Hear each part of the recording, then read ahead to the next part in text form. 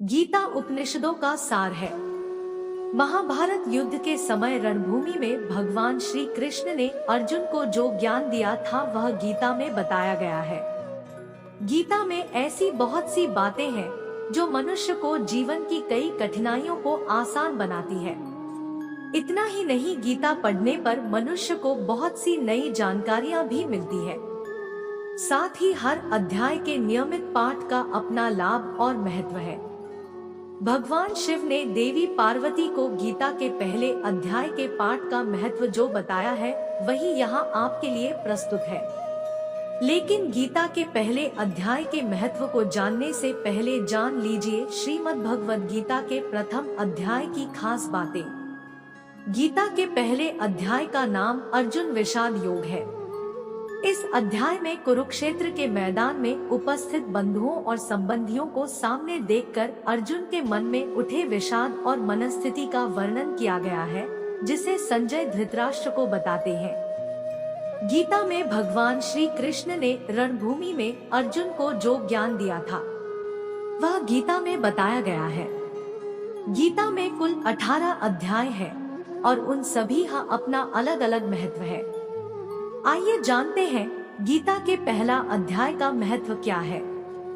गीता प्रथम अध्याय का महत्व। एक समय पार्वती जी ने पूछा है, महादेव जी, किस ज्ञान के बल पर संसार के सब लोग आपको शिव कहकर पूजते हैं? मृगछाला ओढ़े और अपने सभी अंगों में शमशान की विभूति लगाए, गले में सर्प और नर मुंडों की माला पहने हुए हो, इनमें तो कोई भी पवित्र नहीं, फिर आप किस ज्ञान से पवित्र माने जाते हैं? तब महादेव ने उत्तर दिया कि हे प्रिय, सुनो, मैं गीता ज्ञान को अपने हृदय में धारण करने से पवित्र माना जाता हूँ। इस ज्ञान से मुझे बाहर के कर्म नहीं व्यापते।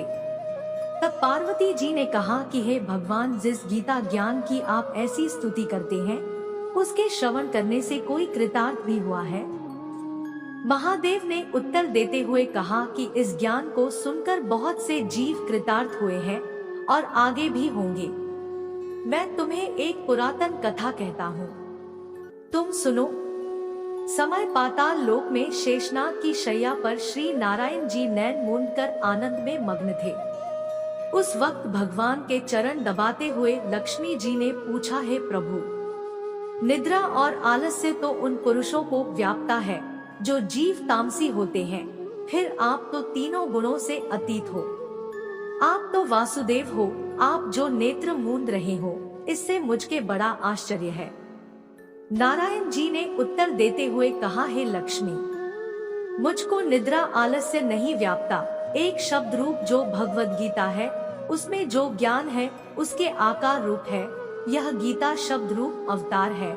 इस गीता में यह अंग है, 5 अध्याय मेरे मुख है, 10 अध्याय मेरी भुजा है, 16वां अध्याय मेरा हृदय और मन और मेरा उदर है, 17वां अध्याय मेरी जंघा है, 18वां अध्याय मेरे चरण है।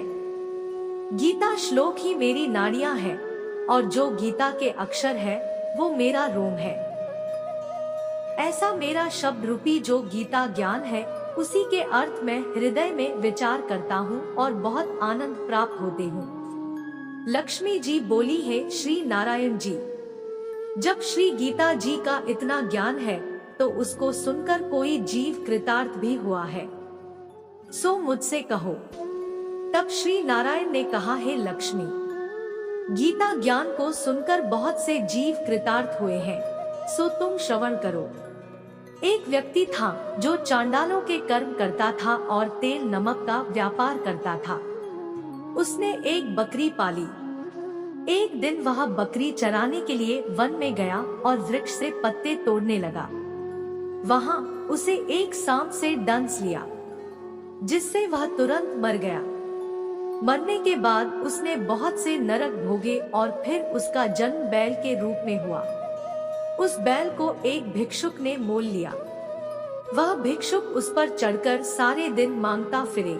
जो कुछ भिक्षा मांगकर लाता वह उसे अपने परिवार के साथ मिलकर खाता और वो बैल सारी रात द्वार पर खड़ा रहता।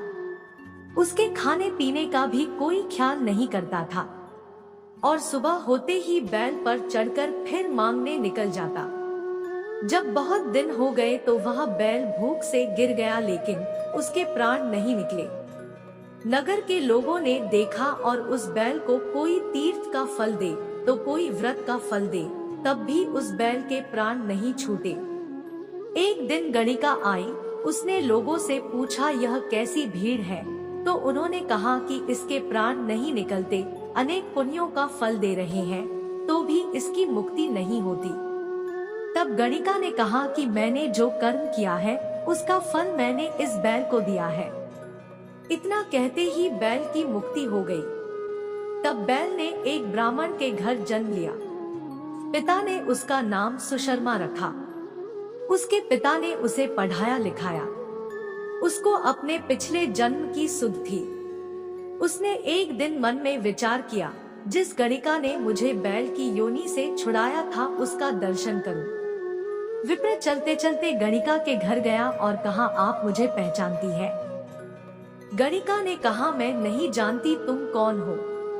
तब उसने कहा कि मैं वही बैल हूँ जिसको आपने अपने पुण्य दिए थे।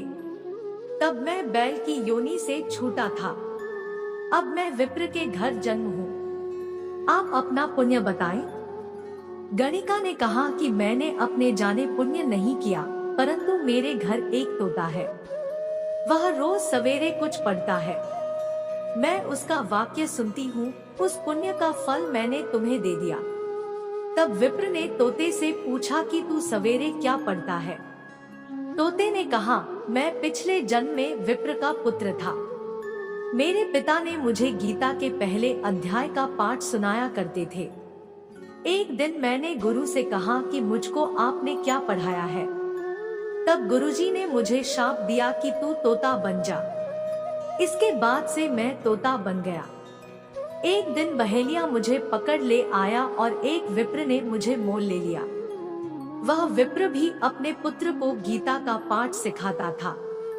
तब मैंने भी यह पाठ सीख लिया। उसी दिन विप्र के घर में चोर घुस गए। उन्हें धन तो प्राप्त नहीं हुआ, लेकिन वह मेरा पिंजरा उठा ले आए। उनकी यह गणिका मित्र थी। वह मुझे उसके पास ले आए। सो मैं नित्य प्रातः गीताजी के पहले अध्याय का पाठ करत हूँ, जिसे यह गणिका सुनती है। पर इस गणिका को समझ में नहीं आती। जो मैं पढ़ता हूँ वही इस गणिका ने तेरे निमित्त दिया था। वह श्री गीताजी के पहले अध्याय का फल था। तब विप्र ने कहा कि हे तोते, तू भी विप्र है, मेरे आशीर्वाद से तेरा कल्याण हो। सो है लक्ष्मी। विप्र के इतना कहते ही वह तोता भी मुक्ति को प्राप्त हो गया। तब गणिका ने बुरे कर्म छोड़ भले कर्म ग्रहण किए और नित्य स्नान करके श्री गीताजी के प्रथम अध्याय का पाठ करना शुरू कर दिया, जिससे उसकी भी मुक्ति हो गई। ऐसा है गीता के प्रथम अध्याय के पाठ का महत्व।